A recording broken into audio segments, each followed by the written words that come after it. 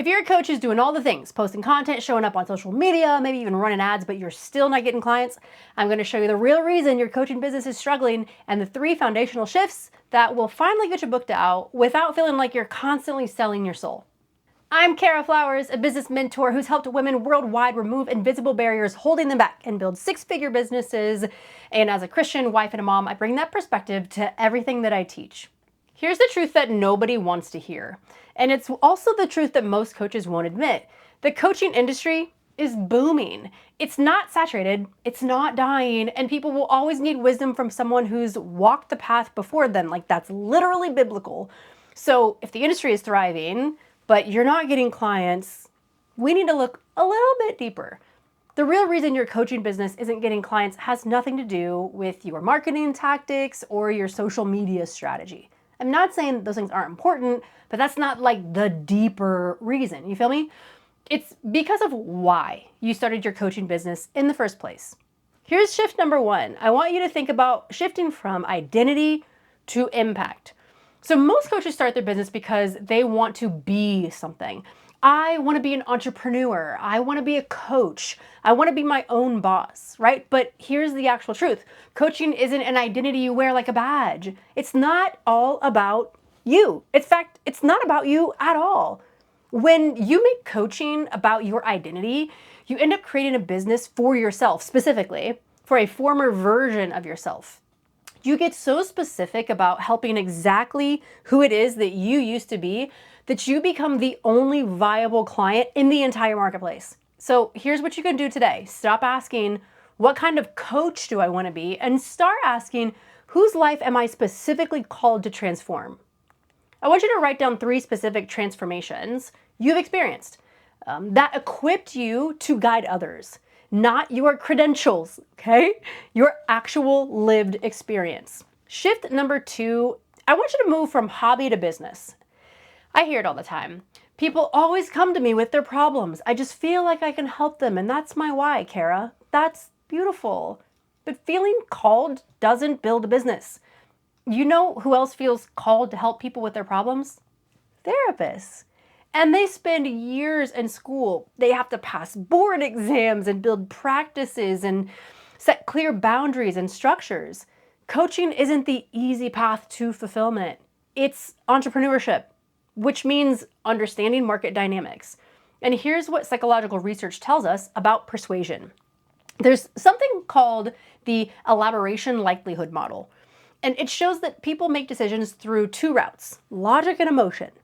Your content needs both data-driven results and compelling stories, proof and connection.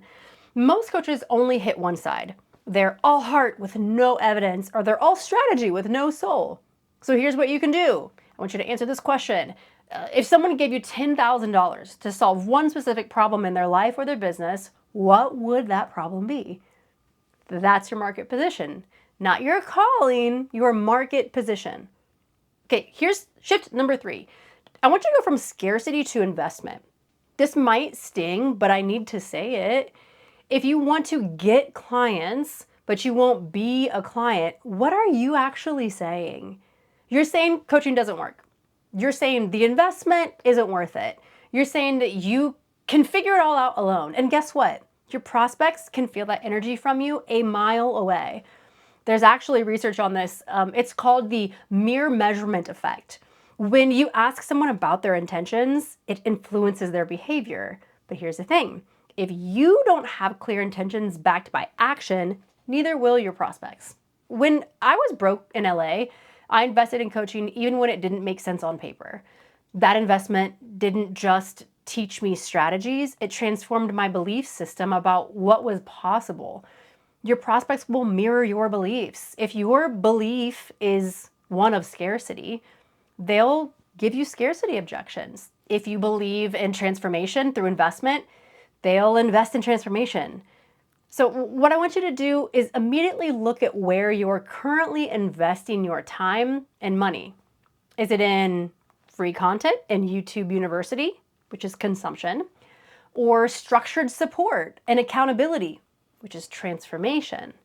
See, your clients will invest at the level that you invest, period. So here's the truth about your future.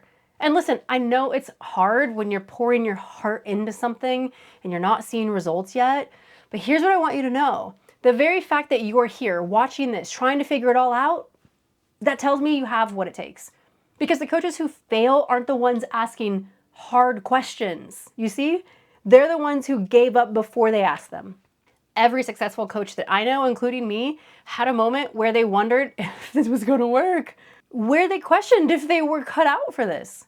The difference? We keep going. We invest in becoming the person who could hold space for transformation. We treated our calling like a sacred responsibility because it is. And that's available to you too. Your future clients are out there right now, struggling with something you've already overcome. They're praying for someone who understands, someone who's been where they are. And that someone is you. But they can't find you if you're hiding behind an identity instead of standing in your purpose. They can't invest in transformation with you if you won't invest in your own. They can't believe in the journey if you are treating it like a backup plan instead of a business. And you know what? You've got this. The fact that you stayed until the end tells me that you're serious about making this work. And when you're serious about transformation, not just information, everything changes.